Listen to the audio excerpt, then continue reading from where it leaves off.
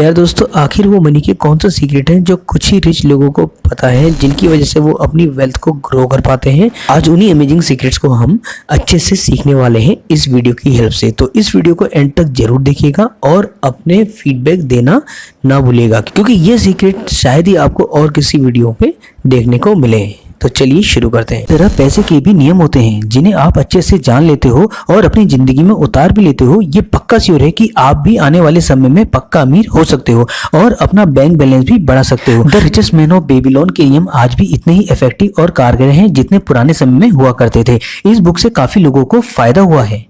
इस बुक को पढ़ने के बाद और इस बुक के नियमों को सही मायने में अपनी जिंदगी में उतारने के बाद आप भी अपनी लाइफ में कुछ समय बाद बहुत बड़ा फाइनेंशियल चेंज देख सकेंगे। इस बुक में ऐसी बहुत सी चीजें बताई गई हैं जो आपको और कहीं नहीं मिल पाएंगी, जैसे आखिर पैसे को कैसे कमाएं और पैसों को अपने पास रखने का सही तरीका क्या होता है और अपने पैसों से पैसा कैसे बनाया जाता है। ये बुक इतनी इफेक्टिव है जो आपकी डेली लाइफ में आने वाली फाइनेंशियल प्रॉब्लम, डेट मैनेजमेंट और अपने बचाए हुए पैसों से पैसा कैसे कमाया जाता है, इन सब प्रॉब्लम्स को खूब अच्छे से सॉल्व करना सिखाती है। तो प्यारे दोस्तों, अगर आपकी इस चैनल में फर्स्ट विजिट है तो इस वीडियो को अपने रिश्तेदारों तक भी पहुंचाएं, जिससे उनकी भी फाइनेंशियल ग्रोथ हो पाए। और हाँ, बेस्ट फाइनेंशियल जानकारी के लिए इस चैनल को सब्सक्राइब करके बेल आइकन प्रेस करना ना भूलें, जिससे सारी फाइनेंशियल वीडियोस का नोटिफिकेशन आप तक पहुंचता रहे समय से। तो चलिए शुरू करते हैं पहले लेसन से। The man who desired gold, Benazir कोबी। ये दोनों ही बेबीलोन के रहने वाले थे और ये दोनों भी गरीब ही थे। इनमें से बेनजीर बहुत बढ़िया रथ बनाने वाला था और बहुत मेहनती भी, और कोबी भी एक बहुत बढ़िया सिंगर था। ये दोनों अपने काम से जितना भी कमाते थे सारा खर्च हो जाता था और इन दोनों के पास कुछ नहीं बचता था। इन दोनों का मुश्किल से ही गुजारा हो पाता था। इन दोनों का पर्स हमेशा ही खाली रहता था और इन दोनों के ऊपर काफी कर्जा भी रहता था। ये दोनों ही पैसों की प्रॉब्लम से काफी परेशान भी रहते थे। तभी ये दोनों आपस में एक बार मिलते हैं और बात कर रहे होते हैं। तभी कोबी को अपने अरकत दोस्त की याद आ जाती है, जो कि बेबीलोन का सबसे धनी आदमियों में से एक होता है।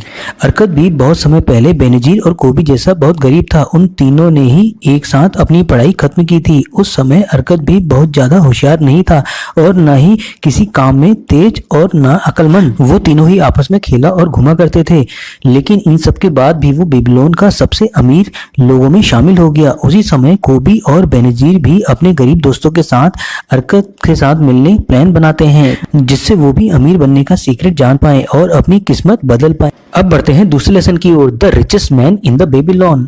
अरकत बेबीलोन का सबसे अमीर आदमी था। वो अपनी वेल्थ और काइंडनेस के कारण काफी दूर तक फेमस भी था। वो अपनी वेल्थ गरीबों के साथ पूरी दिल के साथ दान करता था और बहुत ज्यादा खर्च भी करता था, लेकिन इन सब के बावजूद भी अरकत की दौलत कभी भी कम नहीं होती थी, उल्टा और तेजी के साथ ग्रो होती जा रही थी। एक बार बेनजीर कोबी अरकत के आलीशान महल में आए। तब बेनजीर और कोबी ने अरकत से पूछा, जब तुम भी हमारी तरह गरीब थे तब तुमने ऐसा आखिर क्या किया जिससे तुम बेबीलोन के रिचेस्ट पर्सन बन गए? तब अरकत कहता है, अगर तुम लोगों को पैसे में दिक्कत आ रही है, इसका मतलब ये हुआ तुम अभी तक दौलत को इकट्ठा करने के सही नियमों को सही से नहीं जानते हो या फिर इन नियमों का पालन नहीं करते हो। अरकत इसी बात पर अपनी स्टोरी बताना शुरू कर देता है। चलिए दोस्तों, अब बढ़ते हैं अरकत की अमीर बनने की स्टोरी में। मैंने अपनी शुरुआत बर्तन के काम से की और मैं काफी डिटरमिन्ड भी था अपने काम में, लेकिन महीनों मेहनत करने के बाद भी अपनी कोई दौलत इकट्ठा नहीं कर पाया। एक दिन अपने काम के सिलसिले में एक मशहूर व्यापारी अल्केमिस्ट मेरे पास आए, जो कि उस समय के बेबीलोन के कई बड़े आदमियों में से एक थे। उसी समय काम के दौरान मैंने पूछा, अल्केमिस्ट, आप बेबीलोन के काफी अमीर आदमी हो, क्या आप मेरे को भी ये सीक्रेट बता सकते हो कि मैं कैसे अमीर हो सकता हूँ? अगर आप मेरे को ये बताएंगे तो सारी रात मैं आपका काम करूंगा और सुबह तक आपका काम पूरा हो जाएगा। और जैसे ही साहूकार अल्केमिस्ट ने सुना तो वो तुरंत राजी हो गया। फिर क्या था, मैंने सारी रात जगकर उनका काम अच्छे से पूरा कर दिया और उन्होंने भी सुबह अपना वादा पूरा किया। फिर अल्केमिस्ट ने अरकत को दौलत कमाने का पहला सिद्धांत बताया, जो कि इस प्रकार है। पहला सबक, अल्केमिस्ट ने कहा, तुम जितना कमाते हो उसका 10% अपने पास ही रखोगे। मैंने पूछा, लेकिन मैं जितना कमाता हूँ उससे मैं पूरा का पूरा अपने पास ही रखता हूँ। तभी अल्केमिस्ट कहते हैं, ऐसा बिल्कुल भी नहीं है। क्यों? तुम बेबीलोन में रहकर खाने के पैसे नहीं देते? क्या तुम कपड़े खरीदने के बाद उसके पैसे नहीं देते? क्या तुम बेबीलोन में बिना पैसे खर्च किए जिंदा रह सकते हो? तुम्हारी पिछले महीने या पिछले साल की कमाई कहाँ है? तुम बाकी सबको तो पैसे देते हो, लेकिन अपने आप को नहीं। तुम अपने को छोड़कर बाकी सबके लिए मेहनत करते हो।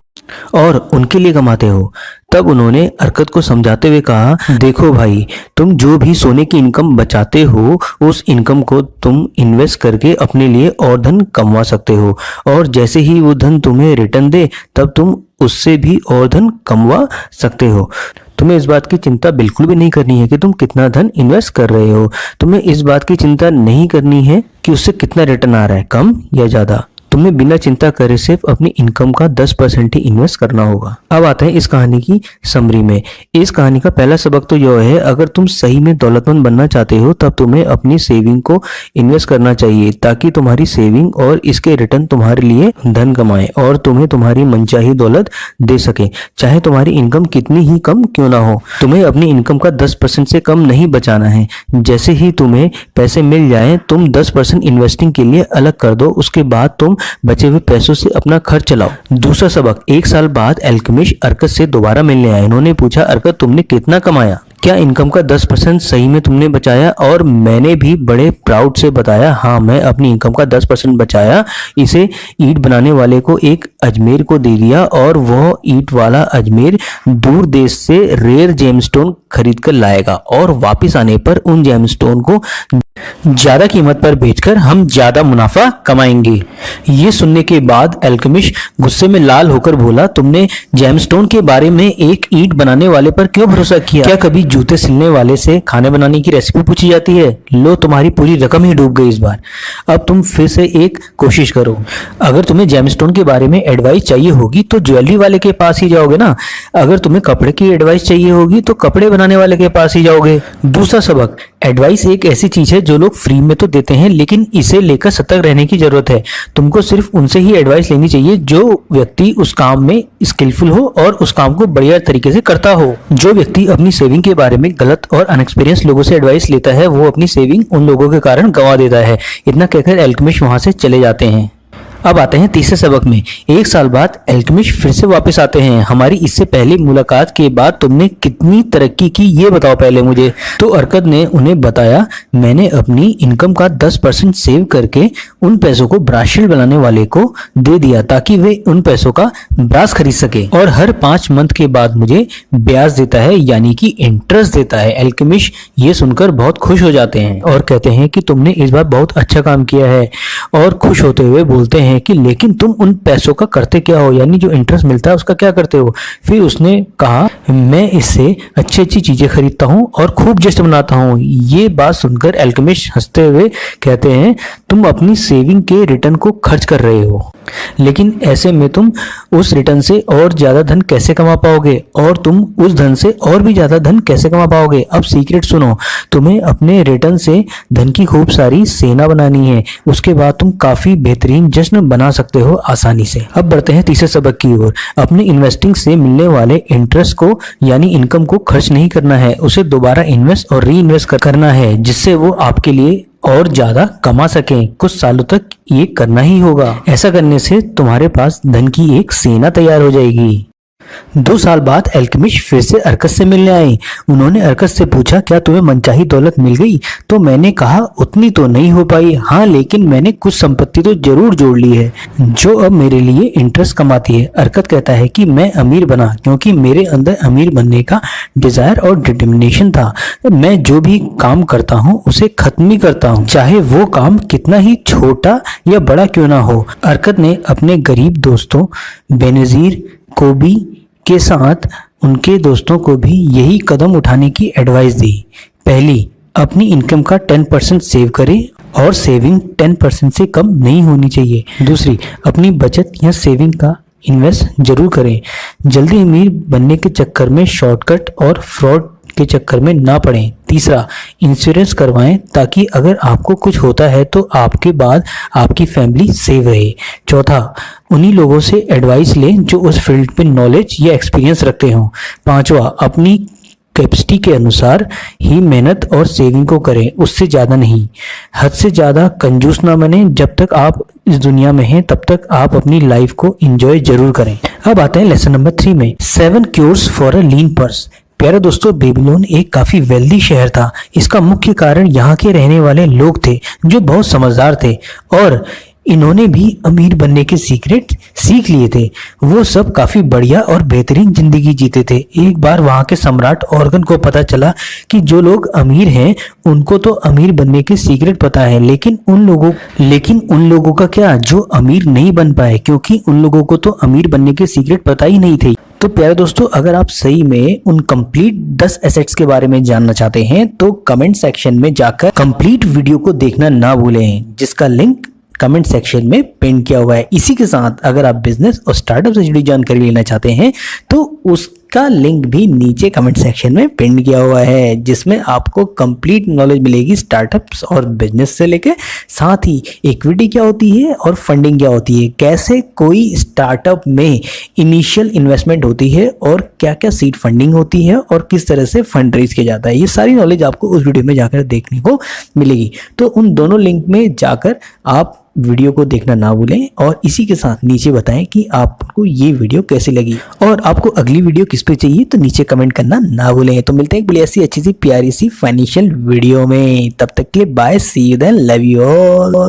तो प्यारे दोस्तों, कुछ ही समय पहले मैंने आप लोगों से ये पूछा था कि आप लोगों को किस तरह की वीडियो देखना पसंद है। तो मैक्सिमम जो लोगों की डिमांड थी वो थी फाइनेंस, बिजनेस और स्टार्टअप से जुड़ी वीडियो। उसके बाद उन्होंने डिमांड की थी ट्रेडिंग से रिलेटेड वीडियो।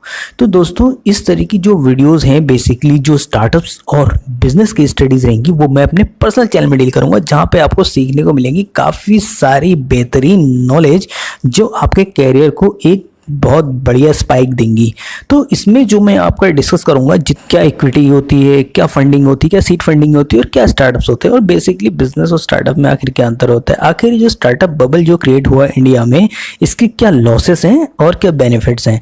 तो यहाँ पे आप लोगों को बहुत सी चीज़ें सीखने को मिलेंगी, वो भी अपने जो शायद ही आपको कहीं सीखने को मिले, क्योंकि यहाँ पे मेरे अपने पर्सनल एक्सपीरियंस भी रहेंगे और जिन करंट स्टार्टअप्स में काम कर रहा हूँ उसका एक्सपीरियंस भी आपको यहाँ पे सीखने को मिलेगा। और वहाँ पे आपको बहुत सी चीज़ें ऐसी मिलेंगी जो आपको किसी भी स्कूल या कॉलेज में सीखने को नहीं मिलती हैं। इसलिए दोस्तों, स्टार्टअप्स और बिजनेस की केस स्टडी में आपको कुछ जानना है तो उस वाले चैनल से जुड़ सकते हैं, जो मेरा एक अपना पर्सनल चैनल है। इसी के साथ आपके साथ थोड़ी होगी गपशप, थोड़ी होगी कॉमेडी, थोड़ी होगी मस्ती।